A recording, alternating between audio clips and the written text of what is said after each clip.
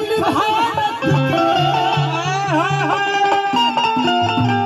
आज सुंदर विधानवा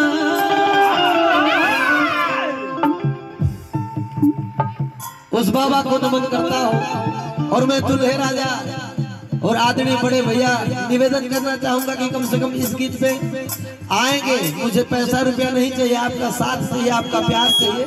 आप आएंगे मेरे सामने तो मुझे थोड़ा सा अच्छा लगेगा, इसलिए कि पब्लिक जाग चुकी है। हम लोग आपके लिए आए हैं और आपको ये गीत समर्पित कर दें, बस यही हम लोग की इच्छा है।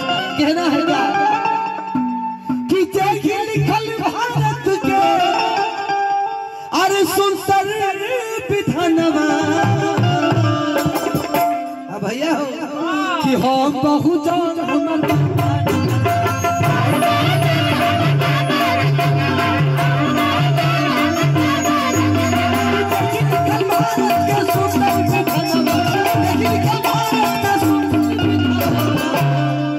अरे हम बहुत हमर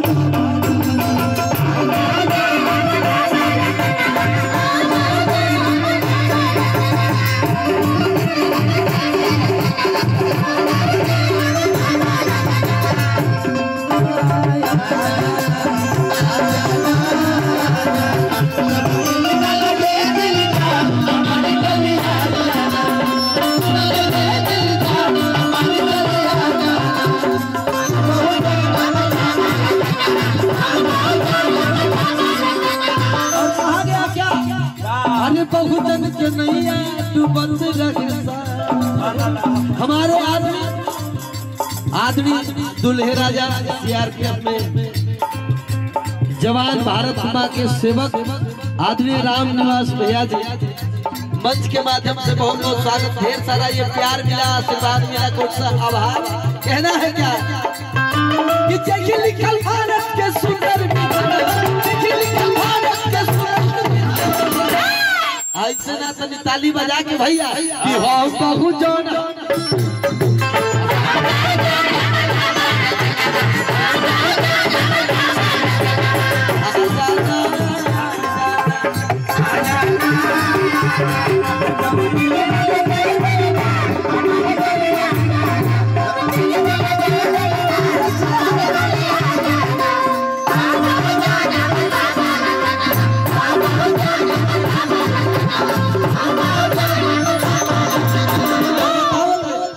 बहुजन के नैया अरे डूबत रहे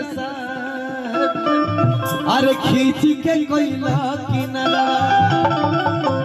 भैया कि बहुजन के नैया डूबत रहे खींच के कोयला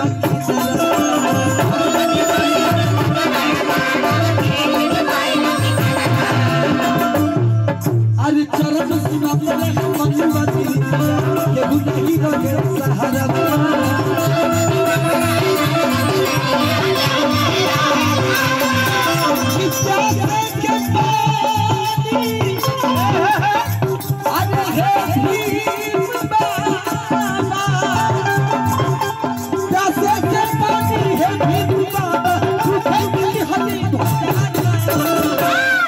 अरे हो बहुजान